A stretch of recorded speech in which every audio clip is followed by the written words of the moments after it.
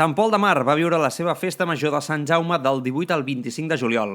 Es van organitzar molts actes durant la setmana, com el del dimecres, al vespre, quan es va celebrar el sopar solidari a benefici de la Fundació Vicenç Ferrer. El preu del sopar era de 10 euros i part d'aquest import es va destinar a la seva fundació. Més de 250 persones van omplir l'embalat de la platja de les Barques en una nit que va acabar amb havaneres amb el grup Els Cremats.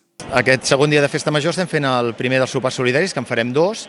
Com ja podeu veure, ha sigut tot un èxit, més de 240 persones.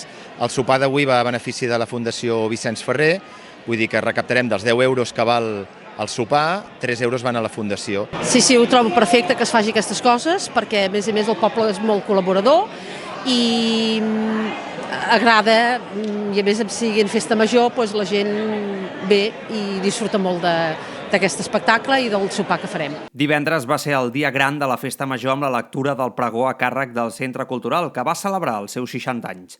Després, repicada de campanes, brindis i correfoc amb la infernal de la Vallalta. Dissabte les activitats no van parar. Es va organitzar un campionat d'escacs, visites al campanar i a la tarda cercavila de gegants i sardanes amb la cobla de la principal de la Bisbal. A la nit va seguir el ball amb l'orquestra a l'embalat de les Barques.